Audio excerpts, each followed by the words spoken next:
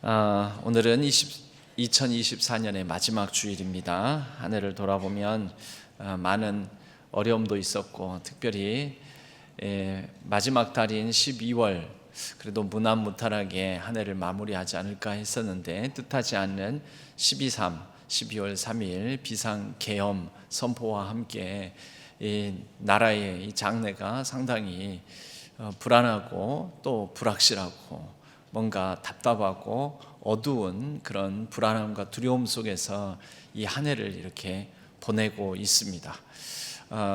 그래서 빨리 나라가 안정되고 또 헌법 질서를 따라서 이 잘못된 부분들이 바로 잡히고 이렇게 해서 경제 또 안보 국방 여러 위기 가운데에서 우리나라가 이제 정의와 평화를 온전히 회복하여 되찾을 수 있기를 바라는 마음입니다. 오늘은 이 사도행전 말씀 계속해서 함께 나누고 있는데요.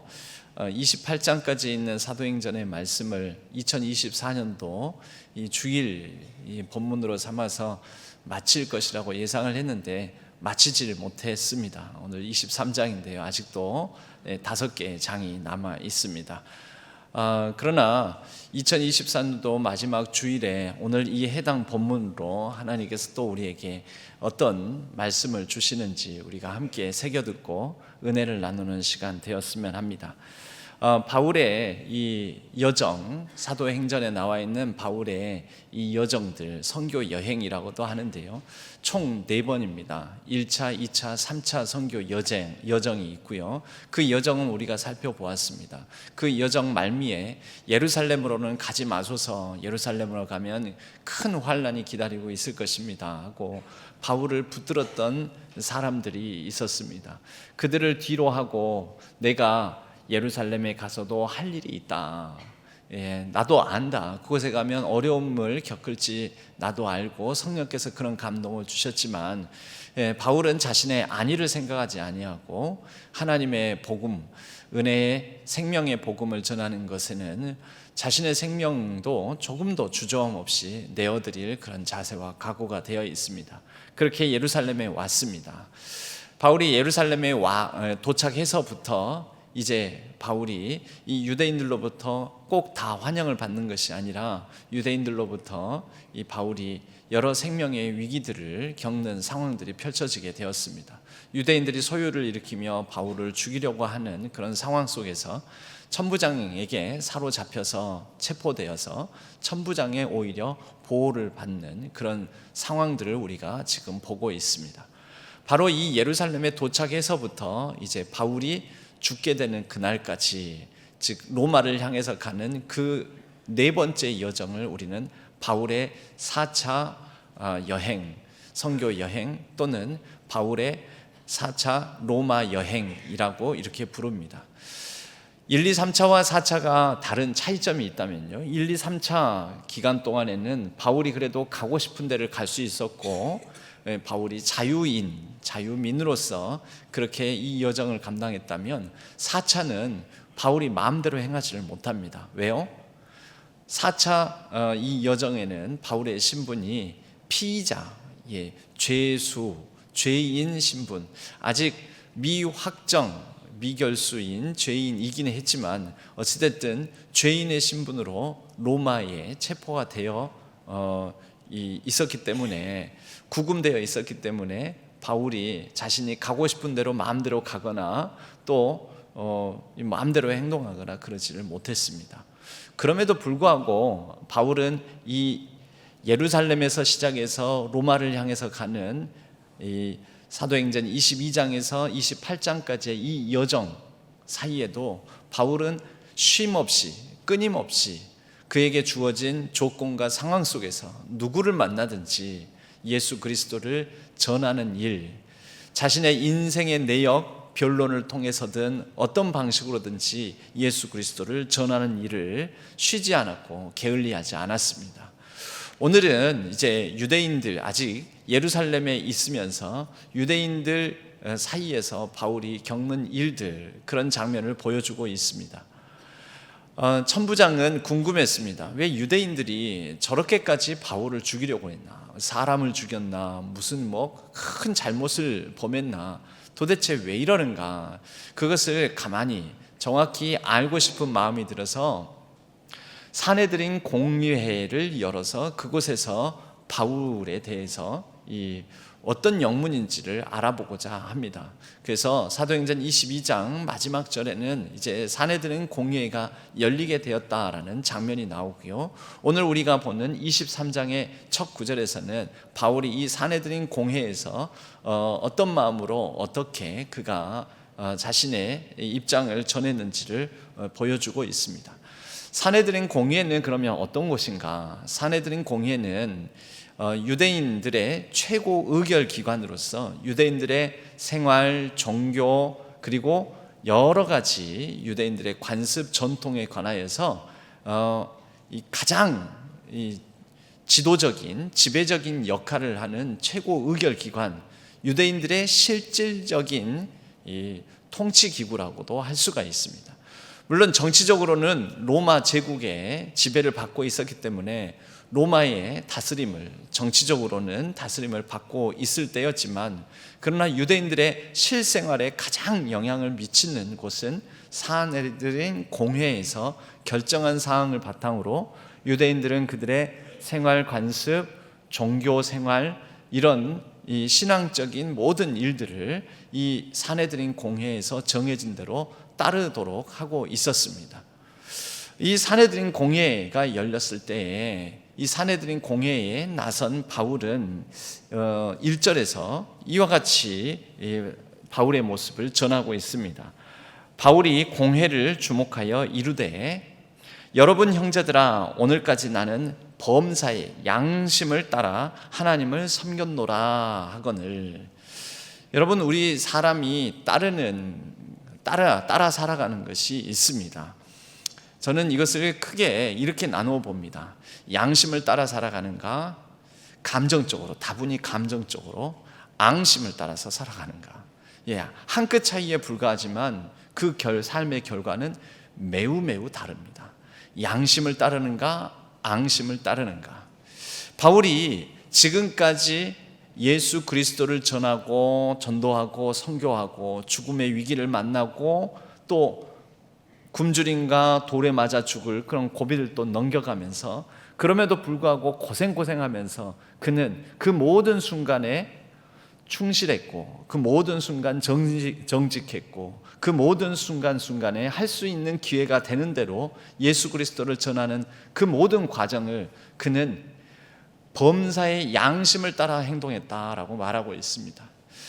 여러분, 이런 얘기 들어보신 적 있을 것입니다. A, B, C, D, E, F, G 이렇게 가는데 우리의 인생에도 B, C, D가 있다. 순서대로 B, C, D가 있다.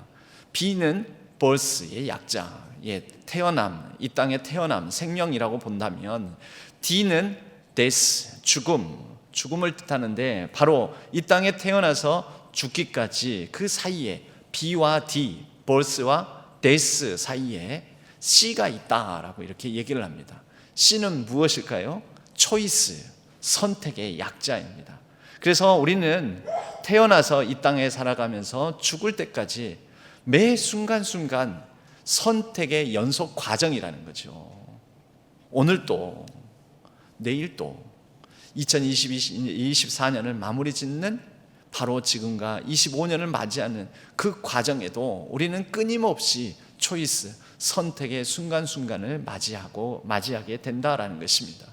여러분, 그럴 때마다 우리가 무엇을 따라서 우리는 그때 때마다 상황마다 초이스, 선택을 합니까? 양심을 따라서 선택을 합니까? 아니면 감정적으로 다분히 감정적인 선택, 앙심을 따라서 선택을 합니까? 바울은 양심을 따라 선택을 한다라고 말하고 있습니다.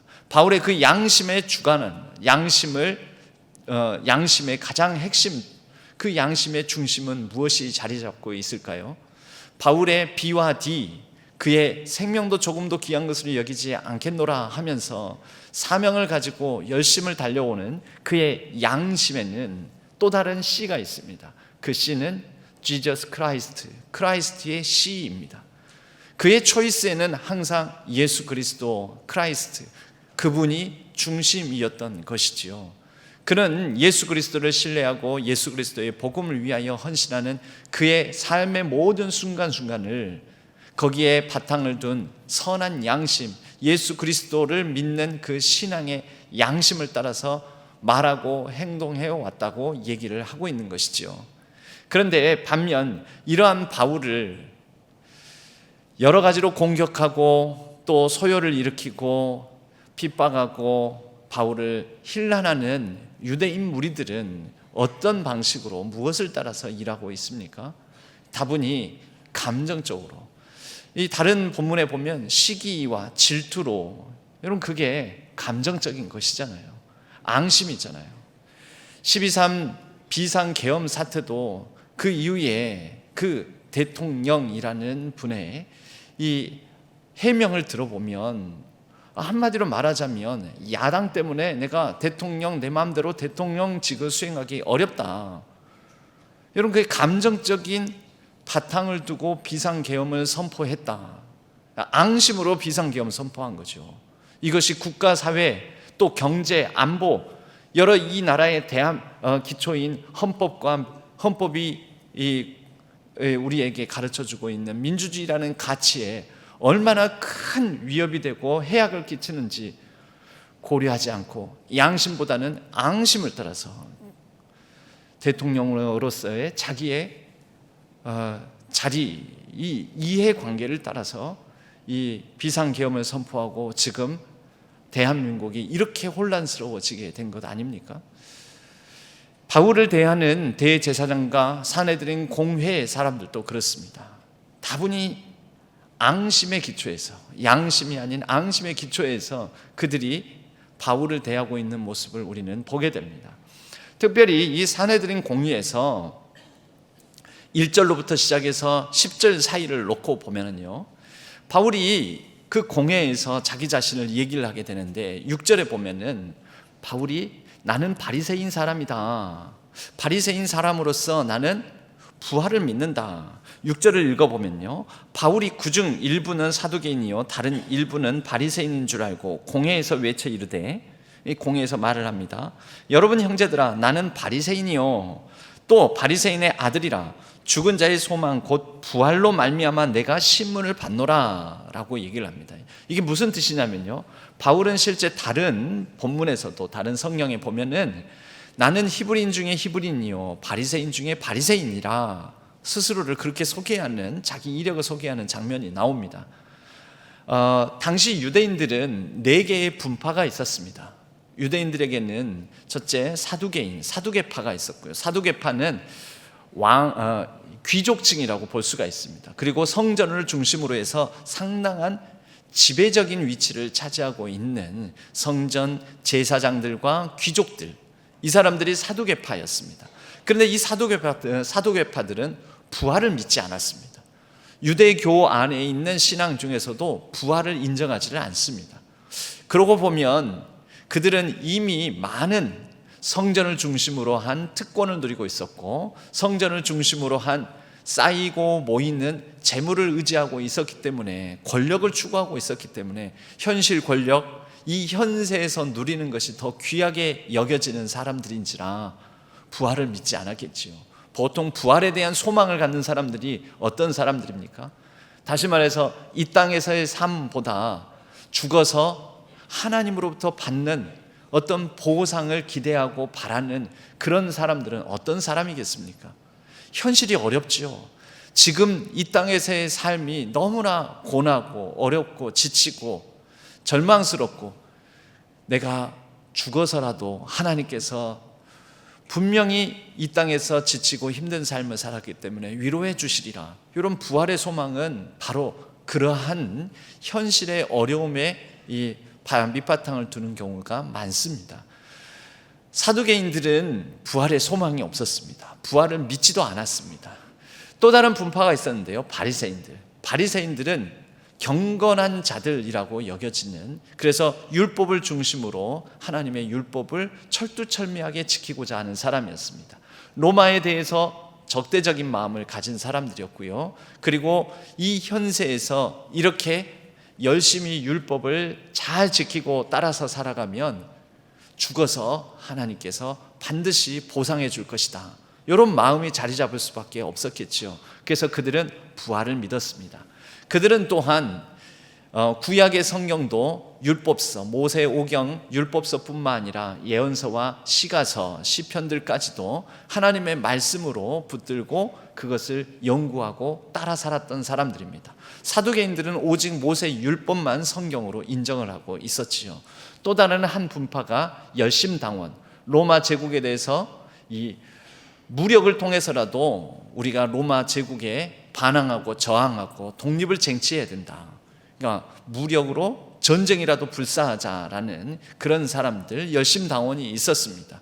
또 다른 한 분파는 이 에세네파라고 해가지고 이 현실이 어렵고 힘드니까, 그리고 로마의 지배를 받고 있으니 로마로부터 벗어날 수 없다면 우리가 멀리 떨어져서 수도하는 생활을 하자, 그래서 우리 자신의 정결함을 지키자 해서 광야에 나가서 광야에서 매우 금욕적인 생활을 하면서 성경을 필사하며 신앙 공동체를 이뤘던 수도적 삶을 살았던 분파가 또 있었습니다. 당연히 열심당원과 그리고 에세네파들은 이 사내들인 공회에 참여하기가 어려웠겠지요. 왜냐하면 사내들인 공회를 로마가 인정을 해주는데 로마에 대해서 이 폭력이라도 불사하는, 무력이라도 불사하고자 하는 열심당원도 배제되었을 것이고, 그리고 에세네파는 현실에 아예 참여를 안 했을 테니까요. 그래서 사두개파와 바리새파가 바로 이 사내들인 공회의 구성원을 이루고 있었습니다.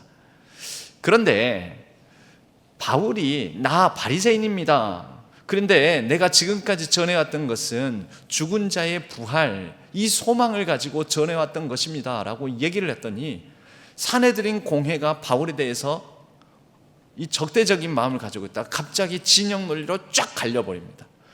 어떻게 갈리냐면 사두개파는 더 난리를 치고요, 저 바리새인이었어? 어쩐지 이러고요. 바리새인들은 우리 식구였어? 우리 편이었어? 우리랑 같은 진영이었구나 하면서 바리새파와 사두개파가 이 사내들은 공회에서 서로 치열하게 다투고 논쟁을 벌이게 되는 것입니다. 7절 말씀에 보면 그 말을 한즉 바리새인과 사두개인 사이에 다툼이 생겨. 여러분, 이 다툼이 어디에서 생긴 것입니까? 오랫동안 누적되고 축적되었던 수십 년, 1, 2년 하루 이틀 사이의 일이 아닙니다. 유대의 역사에 신약 성경이 복음서가 시작되기 전 유대의 역사에는 약 400년 정도 말라기 이후, 마지막 예언서 이후에 복음서가 시작되기까지 400년의 어떤 침묵의 기간이 있습니다. 그런데 이 400년의 역사 동안에 바리새파와 사두개파로 나눠지고 그리고 서로 매우 큰 갈등을 보이는 그런 역사가 있었습니다. 해묵은 감정이 있었던 거죠. 그런데 바울이 나 바리새인입니다 그랬더니 바리새인들은 이 바리새파인 바울을 편들고 사두개파는 해묵은 감정 때문에 앙심으로 더 신랄하게 공격을 하고 여기에서 싸움이 난 거죠. 그래서 치열한 다툼이 생기고 무리가 나누어지니 이는 사두개인은 부활도 없고 천사도 없고 영도 없다 하고 바리새인은 다 있다 함이라. 크게 떠들세 바리새인 편에서 몇 서기관이 일어나 다투어 이르되 우리가 이 사람을 보니 악한 것이 없도다. 혹 영이나 혹 천사가 그에게 말하였으면 어찌하겠느냐 하여 큰 분쟁이 이 사내들인 공회에서 나게 됩니다. 여러분, 이들은 지금 무엇을 따르고 있습니까? 옳으면 옳다, 틀리면 틀리다, 맞으면 맞다, 아니면 아니다 하면 되잖아요. 근데 뭘 하고 있는 거죠? 다분히 감정적으로 우리 편이니까 우리 편 아니니까 진영 논리로 앙심을 따라서 행하고 있는 것이죠. 지금 현재 대한민국에서 펼쳐지고 있는 이 어려운 국난의 상황들을 극복해 나가는데도 중요한 것은 양심을 따라서 이루어져야 되는 것 아니겠습니까?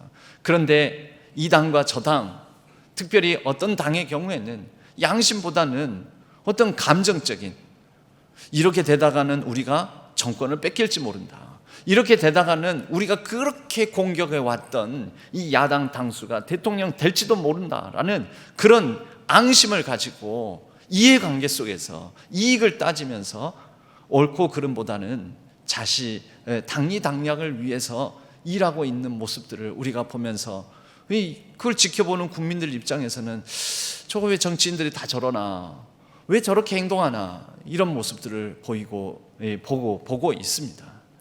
여러분들은 이 한 해를 보내면서 양심을 따라서 살아왔는지 아니면 감정적인 어떤 앙심을 따라서 살아왔는지 우리 자신을 한번 살펴보았으면 합니다. 24년을 보내는 가운데 우리가 떠나보내야 될 것은 해묵은 감정, 잘못된 어떤 마음들, 앙심들은 다 흘려버리고 떠나보내버리고 이 새로운 마음, 하나님 주시는, 하나님께서 우리와 함께 하신다는 그 믿음의 바탕을 둔 예수 그리스도를 우리의 모든 선택의 중심에 두고 선한 믿음의 신앙의 양심을 따라서 2025년도를 맞이해야 하지 않겠습니까? 2025년도에는 앙심을 버리고 감정적인 감정을 버리고 해묵은 모든 감정들을 떨쳐버리고 하나님께서 주시는 새로운 선택의 기회에 2025년도에 양심을 따라, 믿음의 선한 양심을 따라 살아가는 우리 신안의 모든 성도님들 되기를 바랍니다. 여러분, 그런 가운데 바울은 이러한 자신 때문에 일어나는 또 이 사람들의 분란, 또 그런 가운데서 바울에게 못된 말을 하고 힐난하고 욕하고 이런 일들이 펼쳐지지 않았겠습니까?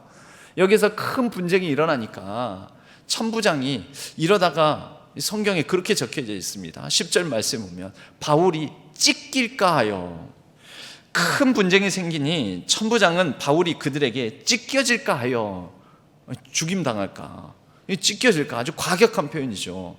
양 두 진영 사이에서 바울이 그 생명이 보존되기가 어려울지도 모른다라는 위기감을 가지고, 아이고 이거 사내들인 공회 괜히 열었나 보다, 바울이 무슨 잘못을 저질렀는지 유대인들의 관습, 유대인들의 전통을 내가 모르니 좀 살피기 위해서 사내들인 공회에서 바울을 세워놨더니, 야, 이러다가 바울이 로마 시민권자라는데 죽게 생겼다, 안 되겠다 해가지고 그를 빼내어서 진영으로, 다시 군 진영으로 데려가 버립니다. 여러분, 바울은 참 위대한 사도였고 역전의 용사였고 얼마나 많은 위기와 어려움들, 1차, 2차, 3차 선교 여정을 지내면서 얼마나 많은 이 생사를 넘나드는, 사선을 넘나드는 가운데서 또 살아온 대단한 사람이지 않습니까? 여러분, 그런 바울은 이제 이 정도 일쯤이 하고 이런 일이 생기면 넘길 법도 할 것 같습니다. 여러분들도 어떻습니까? 2024년도까지 수십 년을 살아오면서 인생의 여러 가지 위기와 고통, 어려움, 역경, 아픔, 참으로 또 질병, 이런 걸 겪고 오셨지만 이제는 그렇게 많은 어려움들을 겪고 정말 풀지 못할 것 같은 어려움, 방정식과 같은 인생의 문제들을 그래도 잘 풀어오면서 지내왔으니 이제는 또 다른 어려움 생기면 에이 이까짓 것쯤이야, 또 다른 아픔을 당하면 아이 이런 건 아픔도 아니야, 하나도 안 아파, 또 누군가가 모진 말을 하고 그러면은 아이 이런 거는 나는 이보다 더 심한 말도 듣고 살았는데 하고 여러분 다 대수롭지 않게 넘길 수 있는 그런 단단함이 형성되어 있습니까? 여러분 어떠신가요? 제가 2012년 딱 요맘때쯤에 처음 담임 목회를 시작을 했습니다.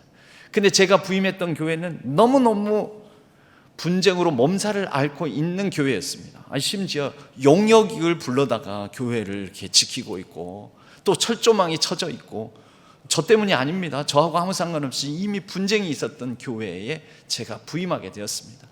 그러다 보니 그곳에서 너무너무나 많은 일들, 어려움들을 겪었습니다. 제가 이제 담임이 되어오고 보니까 모든 화살들이 저에게 오고 여러 가지 공격들이 있고 또 못된 말을 하고 욕을 하고, 인생 전부를 그때까지의 인생 전부를 들어서 제가 욕먹은 것을 그때 그 짧은 기간 동안에 다 먹은 것 같습니다. 그런 여러 어려움들을 겪으면서 이 선배 목사님들이 이제 얘기를 합니다. 신앙교회에 부임하고 또 신앙교회에 이제 제가 오늘이 제가 보니까 서울에서 짐 싼 날입니다. 오늘이 서울에서 짐을 싸고 전날 와서 짐을 싸거든요. 오늘 짐을 싸고 내일 이제 이삿짐이 이 신앙교회 사택으로 들어오는 날, 눈이 얼마나 많이 오든지. 왜? 2020년 12월 30일 날 광주에 몇십 년 만에 어마어마한 폭설이 내렸었습니다. 그래서 뭐 누군가는 그래서 폭설이 내려가지고 온 시내가 다 눈썰매장이 돼버리는 그런 상황이었었는데, 이렇게 이사하는 날 눈이 많이 오면 잘 산다더라. 눈이 많이 오면, 이사하는 날 눈이 많이 오면 시집가고 장가가면은 부자 된다더라. 뭐 이런 이제 얘기들을 또 해주시는 분들이 있었습니다. 여튼 제가 이제 신앙교회에 부임하고 이럴 때쯤 되니까 저 선배 목사님들 중에서 뭐라고 하시냐면, 정 목사는 젊은 나이에 목회를 일찍 시작해서 젊은 나이부터 산전수전 다 겪고 공중전까지 다 겪었으니, 어려운 교회도 많이 겪었으니 이제 교회의 애지간한 문제들쯤이야 뭐 거뜬하고 뭐 그런 것쯤이야 대수롭지 않게 다 감당하지 않겠냐고 이렇게 얘기를 하시더라고요. 그 말은 왜 그런 말을 하시는지 이해는 해요. 그리고 그 본심은 제가 봤습니다만은, 그러나 꼭 그렇게 말씀하시는 분들이 있으면 제가 이렇게 답을 하곤 했었습니다. 큰 수술을 겪고 난 다음에, 얼마나 큰 수술을 겪으면 온몸이 아프지 않습니까? 회복되고 정상 컨디션을 찾는데 한참 걸립니다.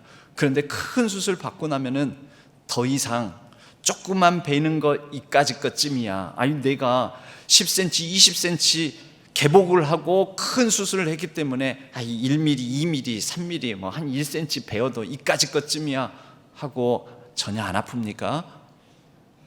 손톱 밑에 가시가 박히면 이제 더 이상 안 아플까요? 손톱 밑에 가시 여전히 아픕니다. 조금만 베어도 여전히 아픕니다. 여러분, 조금만 어려움 겪어도, 그 전에 큰 어려움 겪고 이겨났다 하더라도 조금만 어려움 겪으면 또 아픕니다. 그 전에 숱한 욕을 듣고 나면은 이제는 누군가 뭐라고 하는 것 정도야 대수롭지 않게 넘길 수 있을 거라고요? 아닙니다. 여전히 아픕니다. 여전히 힘듭니다. 여전히 어렵습니다. 그래서 저는 여전히 연약한 가운데 그 전에 겪어왔으니 이제는 모든 것은 다 넘길 수 있을 거라고, 그렇지 않습니다. 하나님의 은혜가 필요합니다. 지금도 하나님 의지할 수밖에 없습니다.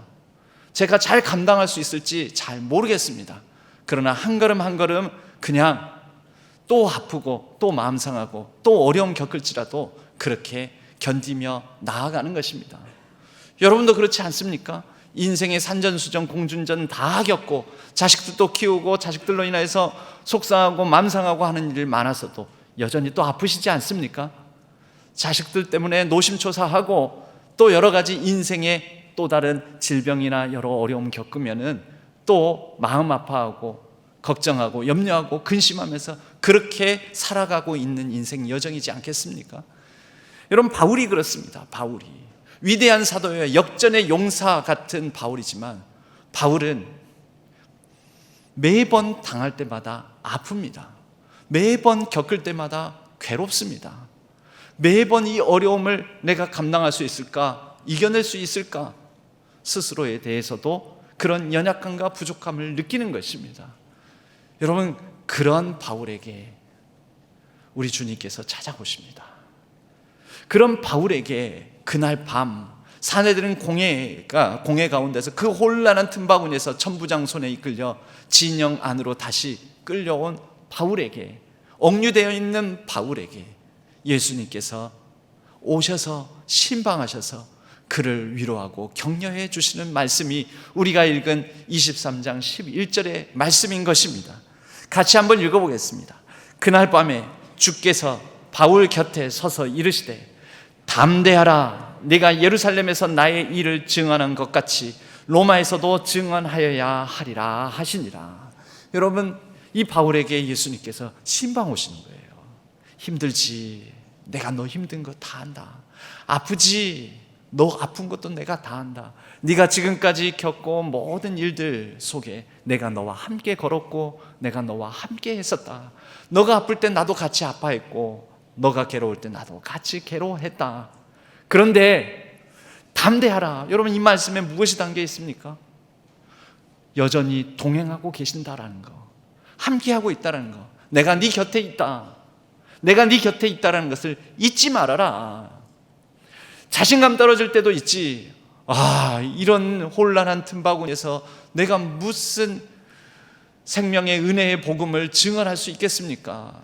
이렇게 해서 어느 한 사람 이 복음을 듣고 예수 그리스도를 알게 되는 역사가 있겠습니까? 여러분, 요 정도 되면 역전의 용사로서 능히 다 감당할 수 있을 것 같지만 사내든 공회를 지나면서 또 바울에게는 나약하고 연약한 부분이 생기기 마련이죠. 자신감도 떨어지기 마련이죠. 앞으로 어떻게 될까 불확실함 속에서 불안하기 마련이죠. 그런 바울에게 주님이 찾아오셔서 그를 위로하시고 격려하시면서 예루살렘에서 너가 지금까지도 참 담대히 잘해왔다. 앞으로도 넌 담대하게 증언할 수 있을 것이다. 지금까지처럼 앞으로도 잘 감당할 수 있을 것이다. 힘내라. 용기를 가져라. 내가 너와 함께한다. 여러분, 이 말씀이 저와 여러분 24년을 보내면서 여전한 어둡고 캄캄하고 답답하고 또 국가의 여러 현실들 속에서 불안하고 불확실함에 있는 우리에게 우리 주님께서 바울에게 찾아오셨듯이 오늘 이 말씀을 나누는 자리에 오셔서 여러분들 심령에 신방하시지 않겠냐라는 거죠. 담대하라. 내가 너와 함께하고 있다. 2025년도 함께 너와 동행할 것이다. 우리 주님께서 말씀하십니다. 지금까지도 어려움 속에서도 잘 견뎌왔구나.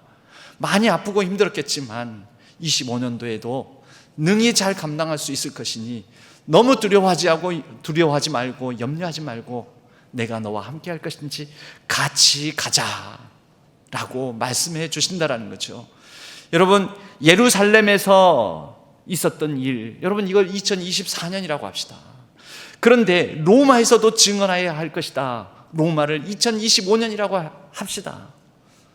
저와 여러분, 우리 신앙교회에 예루살렘에서와 같이 2024년도와 같이 로마에서도 2025년도에도 우리 주님께서 우리와 함께 하시고 담대하게 우리에게 주어진 인생 걸음걸음을 또 걷게 해 주실 줄로 믿습니다. 여러분, 이 말씀을 들은 이후에 신방 받고 나면 이전과 이후가 완전히 달라져야 되겠죠. 이제부터는 순탄하고 순조롭고 막 승승장구하고 좋은 일만 일어나고 해야 되겠죠. 그런데요, 그 다음 말씀에 보면은 이제 더 큰 일이 일어났어요. 더 큰 일이 일어납니다. 12절에 보니까 날이 새매, 그날 밤은 그렇게 예수님의 신방을 받고 마음에 참 평안함을 얻고 위로를 받고 너무 좋았습니다. 그런데 그 다음 날 날이 새니까 이런 일이 펼쳐지고 있었던 것입니다. 유대인들이 당을 지어서 맹세하는데 바울을 죽이기 전에는 먹지도 아니하고 마시지도 아니하겠다 하면서 함께 결속한 사람, 동맹한 사람이 40명이나 됩니다. 그리고 이 40명이 대제사장과 장로들에게 가서 우리가 바울을 죽이기 전에는 절대 먹지도 마시지도 않겠다고 이렇게 맹세를 했는데 이제 바울을 몰래 꿰어내어 불러다가 너가 무슨 말을 하고 싶은지, 너가 전하고자 하는 진짜 전하고자 하는 뜻이 무엇인지 우리가 더 자세히 알고자 하니 이 나와봐라 해가지고 바울을 불러주십시오. 그래서 천부장통에서 불러주시면 우리가 기다리고 있다가 바울을 한 방에 그냥 죽여버리겠습니다. 없애버리겠습니다. 그렇게 얘기를 합니다. 15절 말씀에 이제 너희는 그의 사실을 더 자세히 물어보는 척하면서 공회와 함께 천부장에게 청하여 바울을 너희에게로 데리고 내려오게 하라. 우리는 그가 가까이 오기 전에 죽이기로 준비하였노라. 이 음모를 꾸민 것이죠. 바울을 불러내면 우리가 대기하고 있다가 바울을 그냥 다 처단해버리겠다고. 이 비상계엄 같지 않습니까? 예. 그러니까 작당해가지고 모의해가지고 이런 악한 계획을 세우고 있었다라는 거죠. 여러분, 이번 비상계엄 이 상황 속에서 보면 점점 더 이제 조사를 하고 수사를 하고 그러면서 알려지는 사실들 보면 이 몇 달 전부터 나름대로 그 악한 무리들이 또 군인들이 여러 작당 모의를 해왔던 일들을 여러 뉴스 소식을 통해서 우리가 듣고 있습니다. 여러분, 이 세상에서는 악한 사람은 사라지지 않습니다. 악한 계획도 없어지지 않습니다. 악한 사람들이 세운 악한 계획들은 우리들의 마음을 아프게 하고 이렇게 국가를 혼란스럽게 할 때도 있습니다. 여러분, 이렇게 끝날 것 같지요? 그런데 이렇게 그냥 바울이 죽임을 당할 것 같지요? 그런데 여러분, 이 악한 계획이 승리하지는 못합니다. 이런 악한 계획이 있는데 이 악한 계획이 발설이 되게 되고 바울의 생질, 바울의 조카라는 사람이 이것을 듣게 되고 이것을 고하게 되고 이게 천부장에게 귀에 들리게 되고 그리고 이 천부장은 이 일로 말미암아 안 되겠다. 바울을 이 예루살렘에 이대로 둬서는 안 되겠다. 바울을 지키기에는 이 정도 가지고는 안 되겠다 하고 천부장이 40명 그 악한 사람들의 작당 모의한 그 먹지도 마시지 않겠다라고 동맹한 그 40명보다도 10배나 되는 더 많은 군인들로 바울을 지키게 합니다. 오늘 말씀에 보면 23절에 보면요, 백부장 등을 불러 이르되 밤 제3시에 가이사랴까지 갈 보병 200명과 기병 70명과 창병 200명, 총 몇 명입니까? 200명, 70명, 200명, 470명. 470명이 오직 한 사람 바울을 지키도록 해서 당시 총독이 있었던 총독 관저가 있는 가이사랴로 바울을 호위해서 보내게 됩니다. 여러분, 그곳에서 바울은 자기 스스로 혼자 나서서 나 총독 앞에 가가지고 예수 그리스도를 전해야지 하더라도 못하잖아요. 그런 선한 계획을 가지고 있어도 그 계획대로 시행되기가 어려운데 이 일로 말미암아 악한 사람들이 작당 모의를 해가지고 악한 계획을 실행하려고 하는 것이 알려짐으로 인하여 바울이 뜻하지도 않게 천부장이 470명의 병사로 호위하게 만들어서 안전하게 총독 앞에 서게 된 것이지요.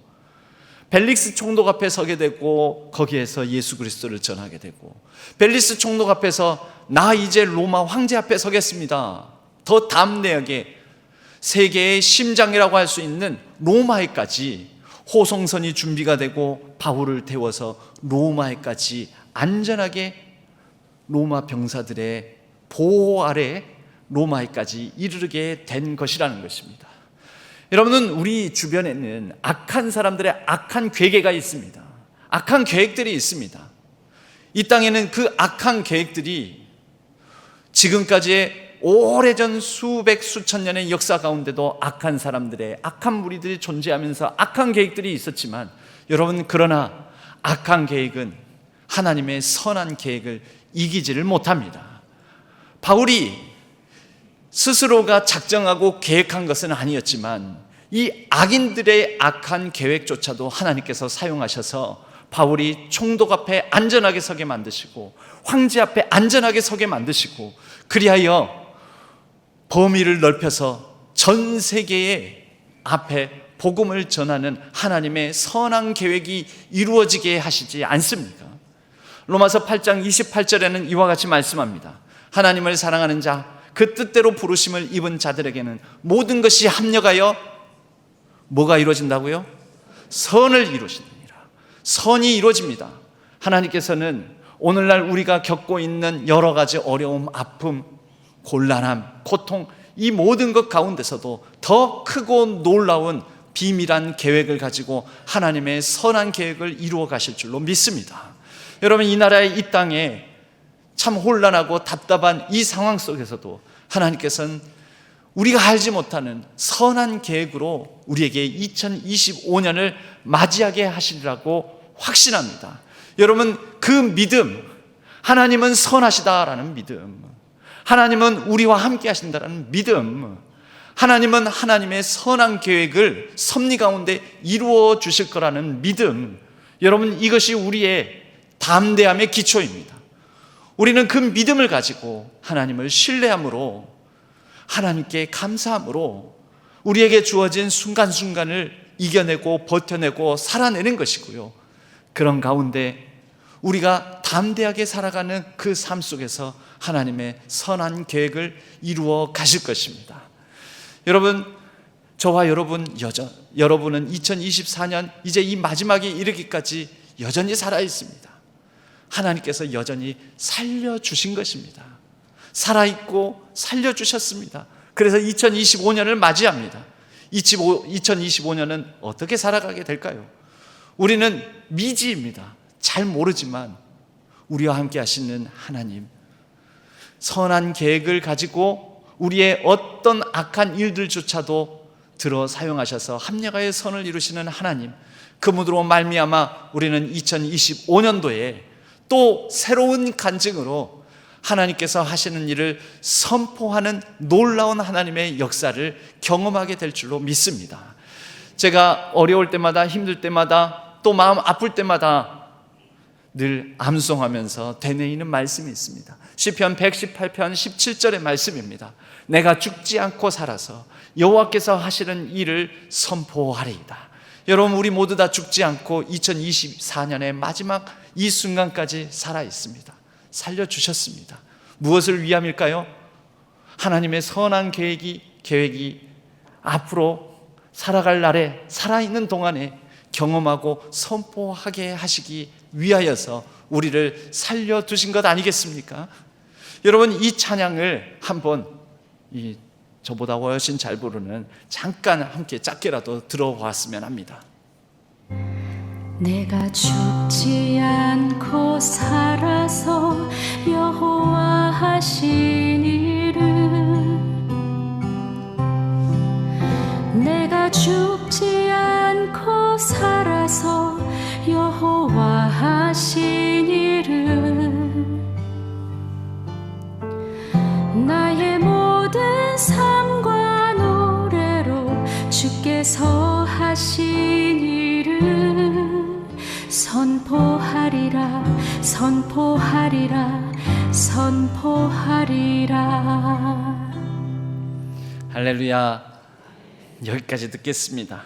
가사의 내용은 시편 118편 17절 그 한 절을 바탕으로 가사의 내용이 이루어졌는데, 내가 죽지 않고 살아서 여호와 하신 일을 나의 모든 삶과 노래로 주께서 하신 일을 선포하리라. 내가 죽지 않고 살아서 여호와의 영광을 나의 모든 삶과 노래로 주께서 하신 일을 노래하리라.